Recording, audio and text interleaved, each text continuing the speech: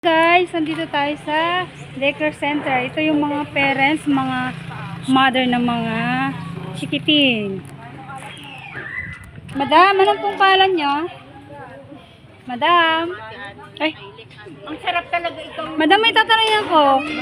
Para kanino ka lumalaban? Di ba? Para kanino lumalaban? Sa buhay.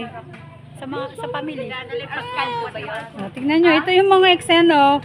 May naglilinis ng kuko. Pasok na dito. Madam, magkano naman ang singin mo dyan? Ha? Ang ganda ng kuko ni madam mo. Para kanino ka lumalaban?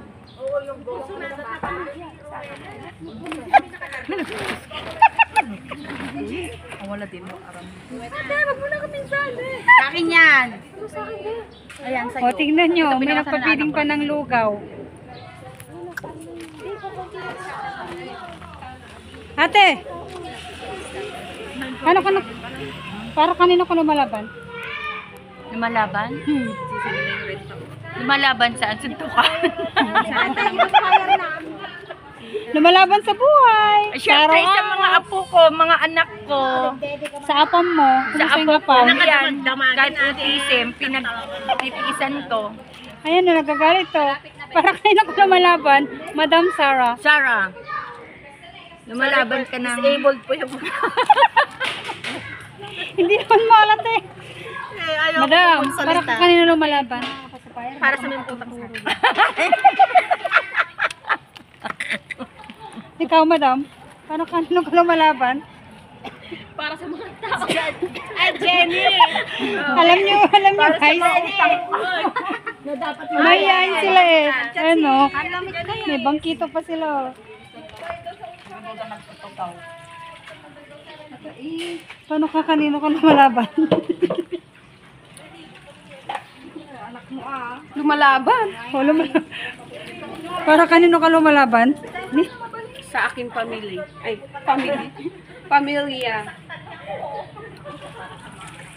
Ikaw. Sister. Kanino ka lumalaban? Lumalaban o bumabangon? Pareho lang yun. Para sa aking pamilya.